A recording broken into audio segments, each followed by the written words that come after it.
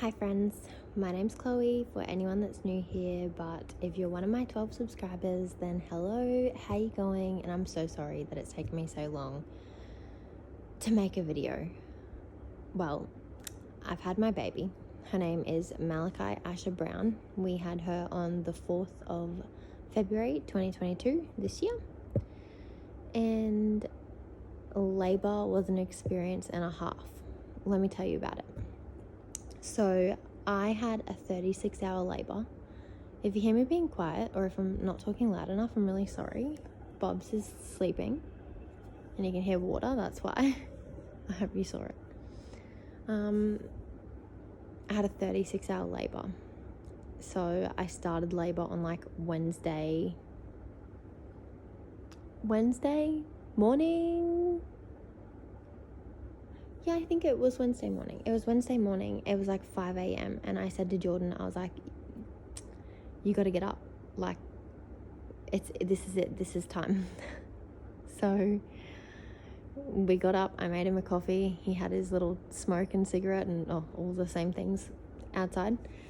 And then it was like 8 o'clock and my contractions had sort of like slowed down a little bit. At that point, I'd been up from like 2 o'clock in the morning. So it was a bit like, I don't even know. It was really hard to explain. I felt like it was the time. I felt like it was close. My contractions were like 4 or 5 minutes apart. They were uncomfortable to the point where I was in the shower, just like, I brought the exercise ball in the shower and I was just like breathing through them. I could still laugh at Jordan's jokes at this point, so I wouldn't call it active labor yet, but it was very, very real at that point. And I was very excited but nervous at the same time. And I hope you want to hear this because I'm really excited to tell you. And I wish that I had like I wrote out my birth story. I posted on Facebook and just had it in my notes just so that I could remember it and look back on it for years to come, or even tell Mally about it. I don't really know much about what happened in between. Like it all now is a very big blur to me. I know that on Thursday afternoon at 2 o'clock we went into the birth center here in Townsville, and I saw my midwife Lisa, and she checked me. We did another stretch and sweep. That was my second stretch and sweep that week. My first one was on Monday afternoon at like 4. So Thursday morning I went in for stretch and sweep, and then Thursday at 2 I went in thinking, this has to be it. Like, come on, I am in labor. Tell me the real things. Turns out I was only like 2 centimeters dilated, so I was completely discouraged and just exhausted because I'd been up since 4 on Wednesday morning. This is the whole entire next day, afternoon, and Jordan was just as exhausted because he'd stayed up with me. And every time I tried to take him, like tell him to go for a nap, he would go, and then I'd just be like literally in so much pain. So he'd come back because he'd feel so bad. So I was only 2 centimeters dilated. I was exhausted. My waters hadn't broken. I was just contracting every like 3 minutes for like a minute. So that was why I went into the birth center. But I was like, no, I'm not going to stay here until I get to 10. Like, it's my first labor. I wanted to be pain intervention free. And I wanted to do it all myself and let my body do the work, if I could. And if I could handle it, I wanted to do it at home. So I could have her in the comfort of our own home and just be with our family at our house and not have to go into hospital or do anything like that. But we ended up coming back home, relaxing a bit more. I watched a little bit more MasterChef. I tried to have something to eat because I hadn't eaten in a long while. It didn't go down. I didn't have anything. I tried to make a staple Australian sandwich. So I had some roast chook and some pasta salad and cheese. That was on white bread. And didn't have any. Then later that night, it was 9 o'clock. I called the midwife again. I was like, I can't do this anymore. Like, I need something to help me. So I went in. I think I had endone first up. So I just took the pill endone. I also asked for the gas, and they filled up the tub for me because water was sort of helping me, but I really am not a very big bath person, so I didn't really relax in there. I spent most of my time hunched over Jordan on the bed or in the shower of the birth suite, which is really cool that I had those options actually. And then sometime after 9, she checked me again when I got there.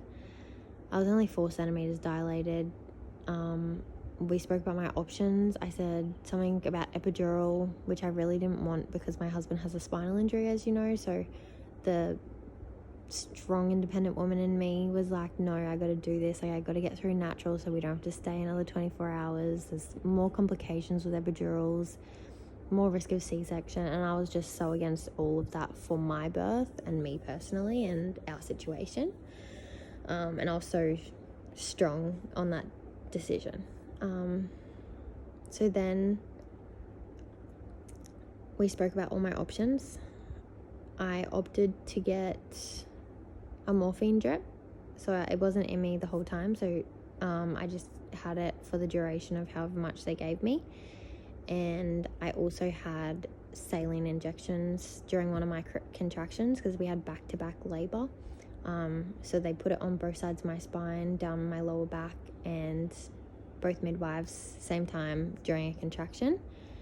And I think it hurt more than the contraction itself, and I was literally screaming. Like, I'm so glad no one else was in the birth center. They would have been so scarred for life and just scared to have a baby.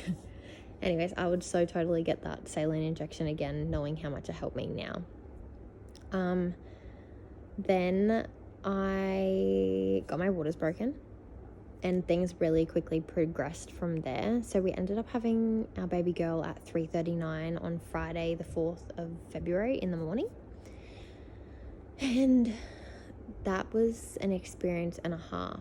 Like, I knew when my body was bearing down. I knew when my body was ready to push. It's just so amazing what a woman's body can do. It's just so cool to me that I've birthed a whole ass human. And then the placenta. I think the placenta was honestly one of the harder things out of it. Like, I had to push it out as well. And it was very painful until it was out. And then as soon as it was out, I was just in the newborn bubble straight away. Almost straight away. I needed food. I was so exhausted, and like, I was just green. I'd lost, obviously, a part of me, like my baby, my placenta, blood that goes with it. Like, it's just what birth is. So I was literally green and yellow, just freaking pale as. Jordan at this point hadn't had a smoke or anything in so long, or his pain medication. So we called his mum. She went to our house straight away, came to the hospital, dropped off all the stuff, and she brought me McDonald's as well, which was actually really disgusting, but anyways, it got me going. It was good. For something that I hadn't eaten in 2 days, and also given birth, it was like one of those first meals, you know. And some Vegemite toast. Yeah, so good. And then that was pretty much a whole birth story. Mally is now 9 months old this week. I'm pretty sure today's like the 3rd of November of 2022. And she's going great. She's still breastfeeding. She's eating solids.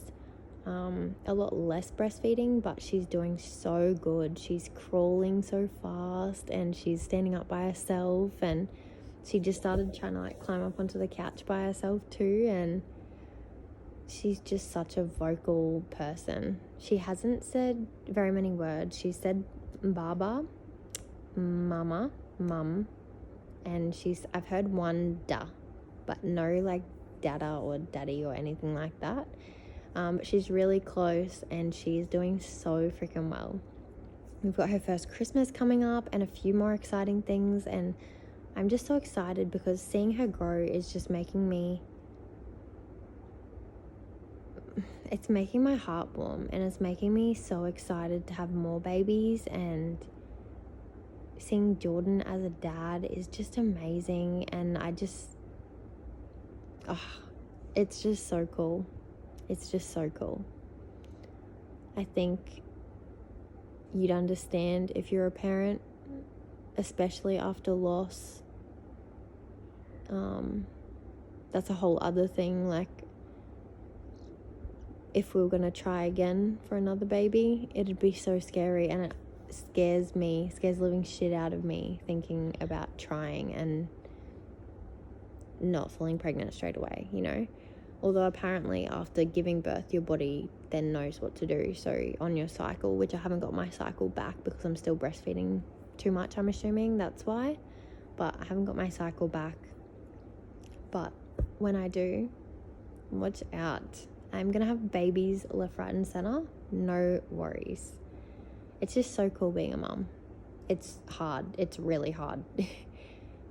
It's so hard. But it's so worth it. It's so worth it, seeing the love on your kid's face and seeing the want that they have for you, seeing your husband be a completely different side of himself and falling in love with him all over again. It's just, it's so cool. It's so cool. You'll understand one day.